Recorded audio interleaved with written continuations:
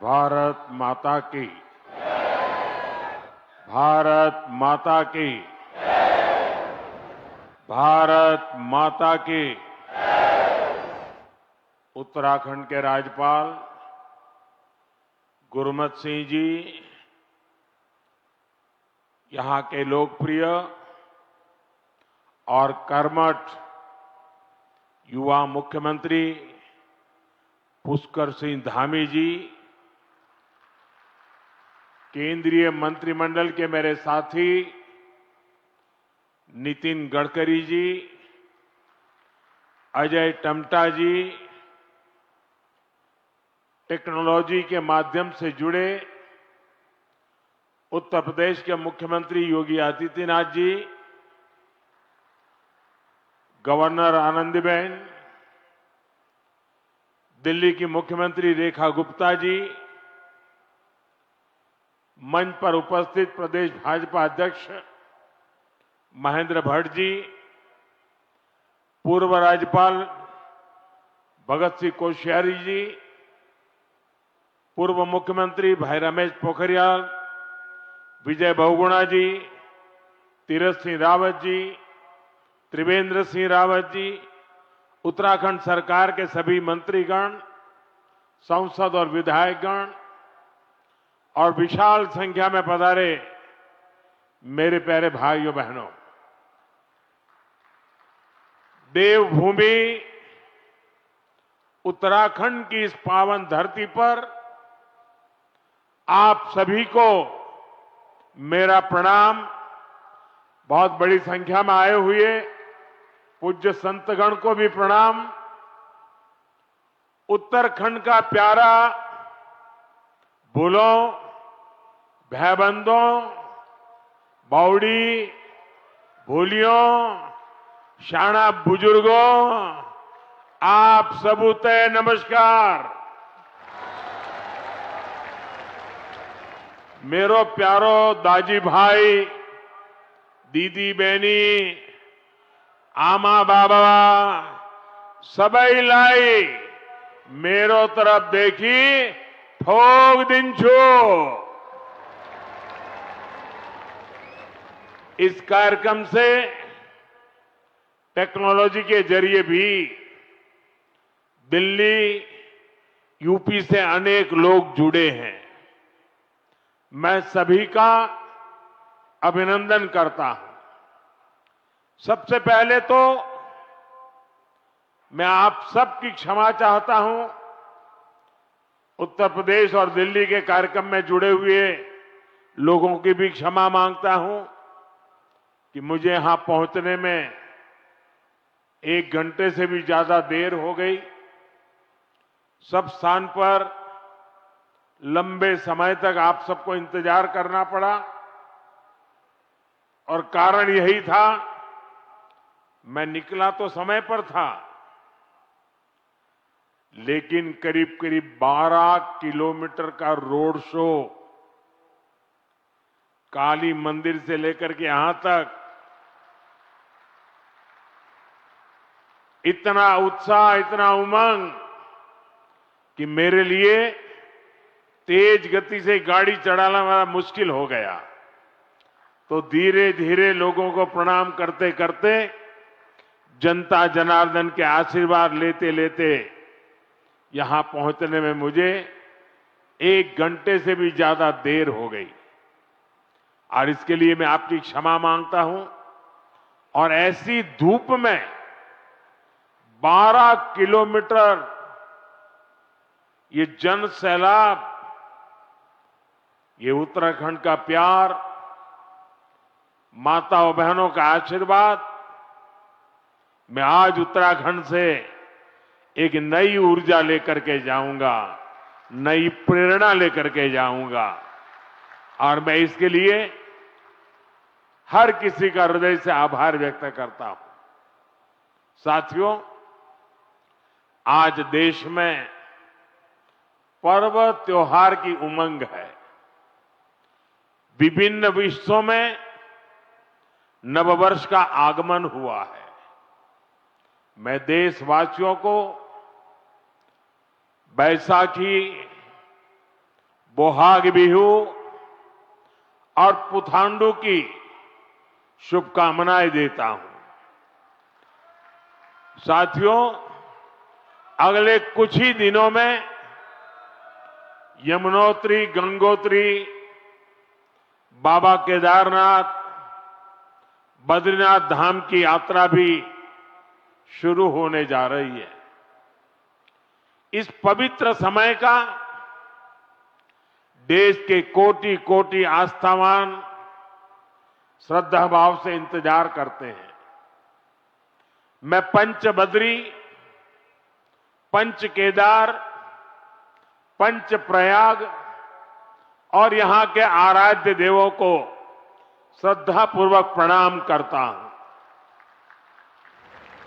मैं संतला माता को भी नमन करता हूं। यहां आने से पहले मुझे मां डाट काली के दर्शन करने का सौभाग्य मिला है। देहरादून शहर पर मां डाट काली की बड़ी कृपा है।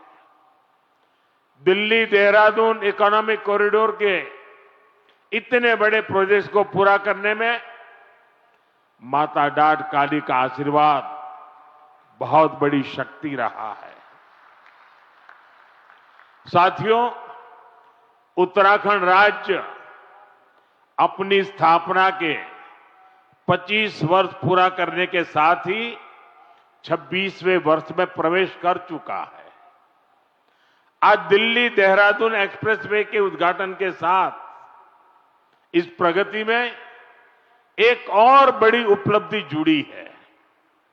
आपको याद होगा, बाबा केदार के दर्शन के बाद मेरे मुंह से अनायास निकला था कि इस शताब्दी का तीसरा दशक उत्तराखंड का दशक होगा। मुझे बहुत खुशी है कि डबल इंजन सरकार की नीतियां और उत्तराखंड के लोगों के परिश्रम से ये युवा राज्य विकास के नए आयाम जोड़ रहा है। ये प्रोजेक्ट भी उत्तराखंड के विकास को नई गति देगा। इस एक्सप्रेसवे का बहुत बड़ा हिस्सा यूपी से होकर गुजरता है। इससे गाजियाबाद, बागपत, बड़ौद, शामली और सहारनपुर जैसे अनेक शहरों को भी बहुत फायदा होगा। टूरिज्म के लिहाज से यह प्रोजेक्ट बहुत अहम है। मैं पूरे देश को इस प्रोजेक्ट की बहुत बहुत बधाई देता हूं। साथियों, आज डॉक्टर बाबा साहब आंबेडकर की जयंती भी है। मैं बाबा साहब को कोटि कोटि देशवासियों की ओर से श्रद्धांजलि अर्पित करता हूं। बीते दशक में हमारी सरकार ने जो नीतियां बनाई, जो निर्णय लिए, वो संविधान की गरिमा को पुनः स्थापित करने वाले रहे हैं। आर्टिकल 370 हटने के बाद आज पूरे देश में भारत का संविधान लागू है। जिन दर्जनों जिलों में माओवाद, नक्सलवाद खत्म हुआ है, वहां भी अब संविधान की भावना के अनुरूप काम हो रहा है। देश में समान नागरिक संहिता लागू हो, यह हमारे संविधान की अपेक्षा है। उत्तराखंड ने संविधान की इस भावना को आगे बढ़कर और उस भावना को आगे बढ़ाकर पूरे देश को राह दिखाई है। साथियों, बाबा साहब का जीवन गरीबों को, वंचितों को, शोषितों को न्यायपूर्ण व्यवस्था देने के लिए समर्पित था। हमारी सरकार आज उसी भावना के साथ हर गरीब, हर वंचित को सच्चा सामाजिक न्याय देने में जुटी है। और सामाजिक न्याय का एक बहुत बड़ा माध्यम देश का संतुलित विकास है। सबको सुविधा है, सबकी समृद्धि है। इसलिए ही बाबा साहब आधुनिक इंफ्रास्ट्रक्चर की, औद्योगिकरण की भरपूर वकालत करते थे। साथियों, भविष्य की दशा और दिशा क्या होगी, अक्सर लोग इसके लिए हाथ की रेखाओं को देखते हैं, दिखाते हैं। जो भविष्यवेत्ता होते हैं ना, वो हस्तरेखाएं देखते हैं और हर व्यक्ति के भविष्य के विषय में बताते हैं। मैं इस विज्ञान को तो नहीं जानता हूं, लेकिन कहते हैं कि ये भी एक शास्त्र है। अब ये तो हो गई व्यक्ति के भाग्य की, जो उसके हाथ में रेखाएं हैं उसकी बात। लेकिन मैं अगर इसी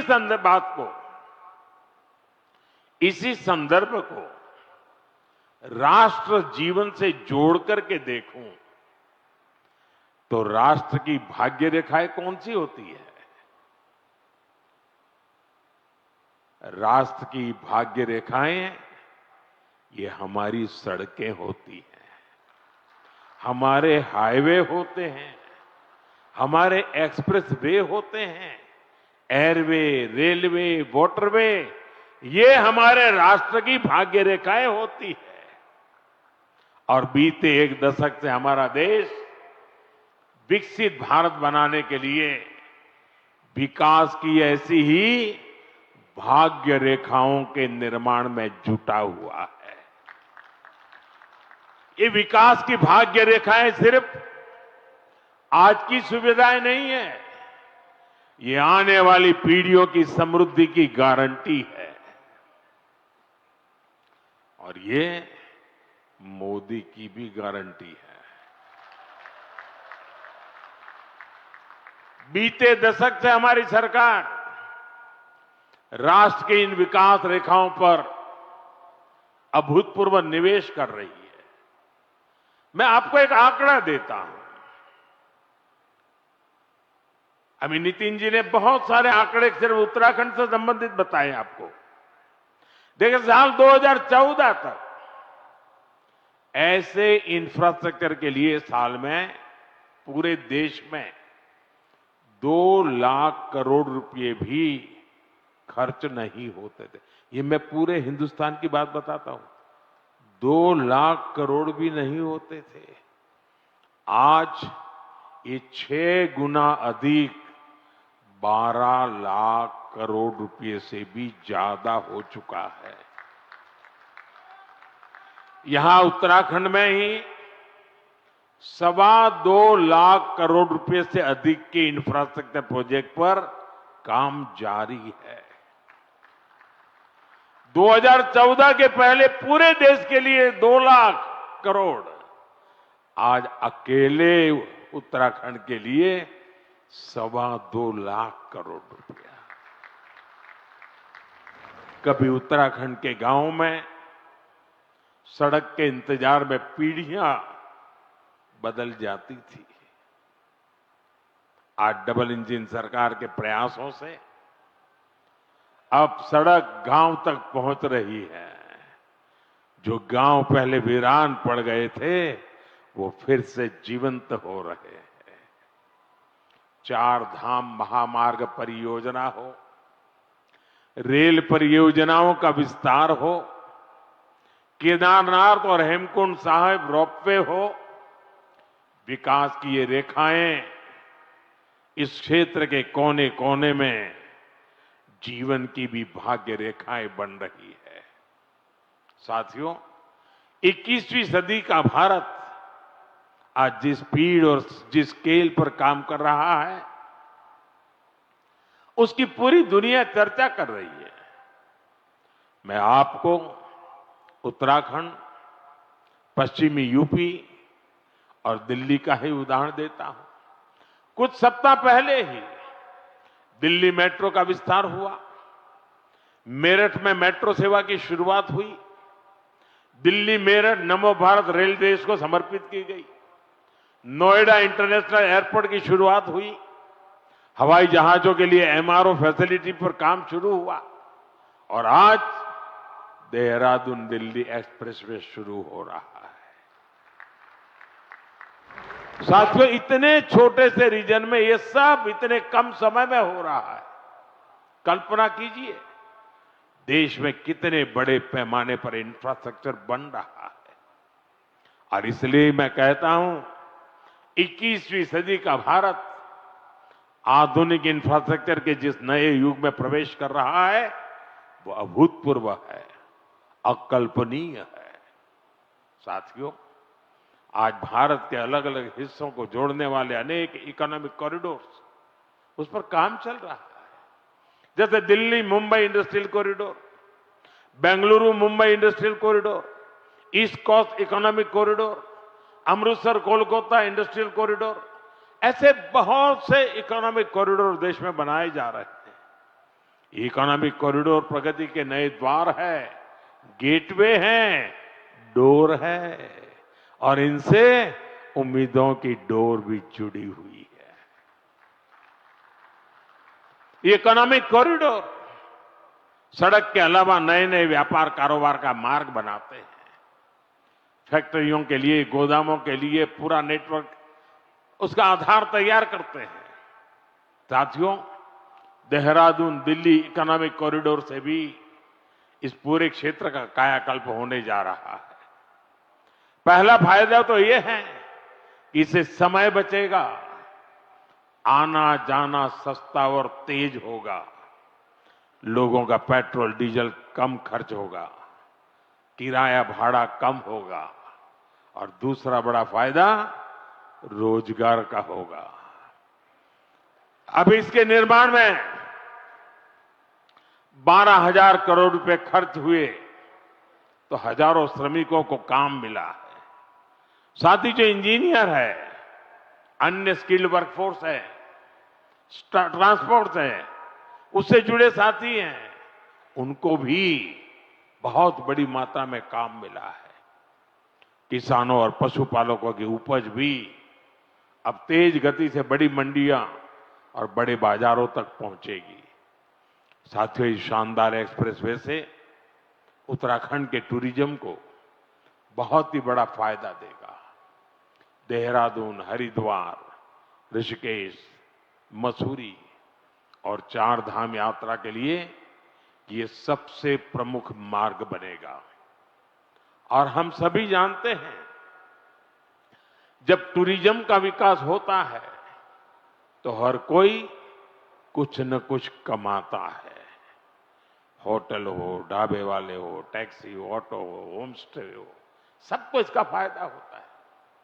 साथियों, मुझे खुशी है कि आज Uttarakhand winter tourism, winter sports और मेड इन इंडिया शादी के लिए बहुत बेहतरीन डेस्टिनेशन बनता जा रहा है। साथियों, उत्तराखंड की अर्थव्यवस्था के लिए बारहमासी पर्यटन बहुत जरूरी है। और इसलिए मेरा सर्दियों में होने वाली धार्मिक यात्राओं को लेकर बहुत आग्रह रहा है। और मुझे खुशी है कि हर साल इन यात्राओं में लोगों की संख्या बढ़ रही है। आपको याद होगा, मैं 2023 में आदि कैलाश और ओम पर्वत की यात्रा पर गया था। पहले बहुत जाता था, बीच में बिल्कुल जा नहीं पाया, कई वर्षों के बाद मैं गया। और मुझे मुख्यमंत्री जी बता रहे थे, गवर्नर साहब बीच में आए, वो भी बता रहे थे कि 2023 में मैं वहां गया और उसके बाद बहुत बड़ी संख्या में श्रद्धालु वहां जा रहे हैं। पहले वहां कुछ 100 लोग ही सर्दियों में यात्रा के लिए जाते थे। साल 2025 में करीब करीब 40,000 से अधिक लोगों ने इन पवित्र स्थानों की यात्रा की। कभी 1,000 नहीं होते थे, अगर 40,000 पहुंचते हैं तो यहाँ के लोगों की रोजी रोटी की कितनी बड़ी ताकत आ जाती है। इसी तरह 2024 में शीतकालीन 4 धाम यात्रा में करीब 80,000 श्रद्धालु आए थे। 2025 में ये संख्या 1.5 लाख पार कर चुकी है। साथियों, हम ऐसा विकसित भारत बनाने में जुटे हैं जहां प्रगति भी हो, प्रकृति भी हो और संस्कृति भी हो। और इसलिए आज होने वाले हर निर्माण को इन्हीं त्रिवेणी, प्रगति, प्रकृति और संस्कृति की त्रिवेणी, इन्हीं मूल्यों के आधार पर विकसित किया जा रहा है। इंफ्रास्ट्रक्चर से इंसानों को भी सुविधा हो और वहां रहने वाले वन्य जीवों को भी असुविधा न हो, ये हमारा प्रयास है। और इसलिए ही इस एक्सप्रेसवे पर करीब 12 किलोमीटर लंबा एलिवेटेड वाइल्ड लाइफ कॉरिडोर भी बनाया गया है। हाथियों को भी असुविधा न हो, इसका भी ध्यान रखा गया है। वैसे साथियों, मैं आज देश भर के सभी पर्यटकों और तीर्थयात्रियों से भी एक आग्रह करना चाहता हूं। हमारे पहाड़, ये वन क्षेत्र, ये देवभूमि की धरोहर, ये बहुत ही पवित्र स्थान है। ऐसे स्थानों को साफ सुथरा रखना, ये हम सभी का कर्तव्य है, यहां रहने वालों का भी और यात्री के रूप में आने वालों का भी। इन इलाकों में प्लास्टिक की बोतलें, कूड़े कचरे का ढेर, ये देवभूमि की पवित्रता को ठेस पहुंचाता है। इसलिए बहुत आवश्यक है कि हम देवभूमि के इन स्थलों को, हमारे इन तीर्थ स्थलों को स्वच्छ रखें, सुंदर रखें। साथियों, अगले वर्ष हरिद्वार में कुंभ का भी आयोजन होना है। हमें आस्था के इस संगम को दिव्य, भव्य और स्वच्छ बनाने में कोई कोर कसर बाकी नहीं छोड़नी है। साथियों, उत्तराखंड में नंदा देवी राज जात यात्रा भी होती है। ये आस्था का उत्सव तो है ही, ये हमारी सांस्कृतिक चेतना का भी जीवंत उदाहरण है, जहां मां नंदा को बेटी मानकर पूरे सम्मान के साथ विदा किया जाता है। इस यात्रा में बहनों बेटियों की भागीदारी इसे विशेष बनाती है। मैं मां नंदा को प्रणाम करते हुए देश भर की बहनों बेटियों को भी विशेष संदेश देना चाहता हूं। विकसित भारत के निर्माण में आपकी बहुत बड़ी भूमिका है। इस देश की बेटियों की, इस देश की माताओं की, बहनों की बहुत बड़ी भूमिका मैं देख रहा हूं।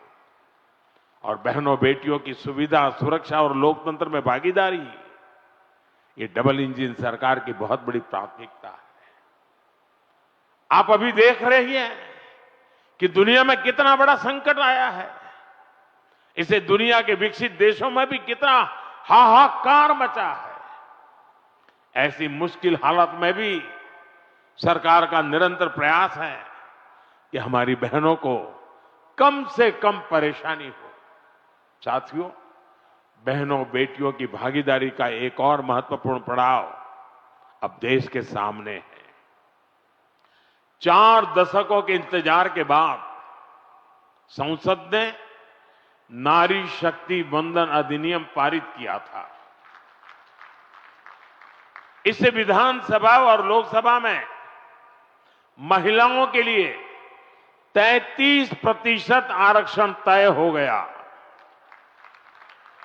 सभी दलों ने आगे आकर इस महत्वपूर्ण कानून को समर्थन दिया। अब महिलाओं को ये जो हक मिला है ना, इस हक को लागू करने में देर नहीं होनी चाहिए। अब ये लागू होना चाहिए। अब जो 2029 में लोकसभा के चुनाव होंगे और तब से लेकर के आगे विधानसभा के भी चुनाव आते रहेंगे, जो भी चुनाव आते रहेंगे, 2029 से ही ये लागू हो जाना चाहिए। ये देश की भावना है, ये देश की हर बहन बेटी की इच्छा है। मातृशक्ति की इसी इच्छा को नमन करते हुए 16 अप्रैल से संसद में विशेष चर्चा तय की गई है। देश की बहनों बेटियों के हक से जुड़े इस काम को सभी राजनीतिक दल मिलकर के सर्वसम्मति से आगे बढ़ाएं, उसको पूरा करें। और मैंने आज देश की सभी बहनों के नाम एक खुला पत्र लिखा है। सोशल मीडिया में शायद ये मेरा पत्र आप तक पहुंचा होगा। हो सकता है टीवी और अखबार वाले भी इस पत्र का जिक्र करते होंगे। मैंने बड़े आग्रह के साथ देश की माताओं बहनों को इस कार्य में भागीदार बनने के लिए निमंत्रित किया है। मुझे पक्का विश्वास है कि पत्र मेरे देश की माताएं बहनें जरूर पढ़ेगी, एक एक शब्द पर मनन करेगी और इतना बड़ा पवित्र कार्य करने के लिए 16, 17, 18 को संसद में आने वाले सभी सांसदों को उनके आशीर्वाद भी मिलेंगे। मैं आज देवभूमि से देश के सभी दलों से फिर अपील करूंगा कि नारी शक्ति वंदन अधिनियम में संशोधन का जरूर समर्थन करें। 2029 में हमारे देश की 50% जनसंख्या हमारी माताएं बहनें हमारी बेटियां, उनको उनका हक हम देके रहे। साथियों, मैं उत्तराखंड आऊं और फौज की बात ना हो तो बात अधूरी ही रहती है। मैं गढ़ी कैंट, ये सभा स्थल, ये उत्तराखंड की महान सैन्य परंपरा का प्रमाण है। यहां पास ही देश की रक्षा सुरक्षा से जुड़े कई संस्थान हैं। 1962 की लड़ाई में शहीद जसवंत सिंह जी रावत जी के शौर्य को देश कभी भुला नहीं सकता। साथियों, सेना के सामर्थ्य को सशक्त करना हो या हमारे सैनिक परिवारों की सुविधा और सम्मान हो, हमारी सरकार इसके लिए निरंतर प्रयासरत है। वन रैंक वन पेंशन के माध्यम से हमारी सरकार ने अब तक करीब 1.25 लाख करोड़ रुपए पूर्व फौजियों को उनके खाते में जमा कर दिए हैं। उत्तराखंड के भी हजारों परिवारों को इसका लाभ मिला है। इसके अलावा इस वर्ष पूर्व फौजियों के लिए हेल्थ स्कीम का बजट भी 36% बढ़ाया गया है। 70 वर्ष और इससे अधिक के एक्स सर्विसमैन के लिए दवाइयों की डोर स्टेप होम डिलीवरी भी शुरू की गई है। पूर्व फौजियों के बच्चों की एजुकेशन ग्रांट भी डबल की गई है और बेटियों के विवाह के लिए जो सहायता मिलती है उसको भी 50,000 से बढ़ाकर 1 लाख रुपए किया गया है।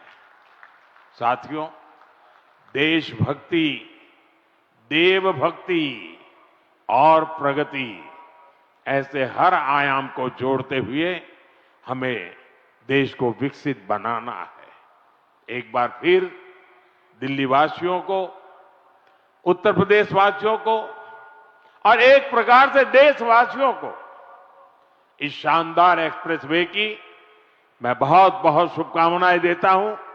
मेरे साथ बोलिए, भारत माता की, भारत माता की, वंदे वंदे वंदे वंदे वंदे वंदे वंदे।